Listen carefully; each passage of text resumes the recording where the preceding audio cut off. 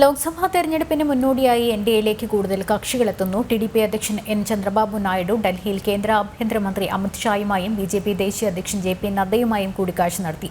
ഒഡീഷയിൽ ബിജെഡി ഉടൻ എൻഡിഎയുടെ ഭാഗമാകും. ത്രിപുരയിൽ തിപ്രമോത്ത അടുത്തിടെ എൻഡിഎയിൽ ചേർന്നിരുന്നു. ലോക്സഭാ തെരഞ്ഞെടുപ്പിന്റെ പ്രഖ്യാപനത്തിന് മുൻപ് തന്നെ ഇന്ത്യ മുന്നണി ശിഥിലമാകുമ്പോൾ മറുഭാഗത്ത് എൻഡിഎ കൂടുതൽ കരുത്താർജിക്കുന്നു.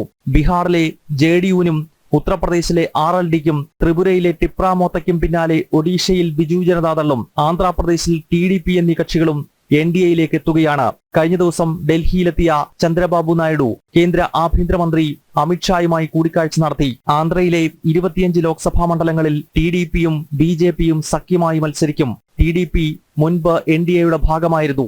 എന്നാൽ കഴിഞ്ഞ ലോക്സഭാ തെരഞ്ഞെടുപ്പിൽ ബിജെപിക്കെതിരായ പ്രതിപക്ഷ മുന്നണിയുടെ നായകസ്ഥാനം ഏറ്റെടുത്ത ചന്ദ്രബാബു നായിഡു കനത്ത പരാജയമാണ് ജനങ്ങളിൽ നിന്നും ഏറ്റുവാങ്ങിയത്. ടിഡിപി ആന്ധ്രയിൽ കേവലം 3 സീറ്റിൽ ഒതുങ്ങിപ്പോയി.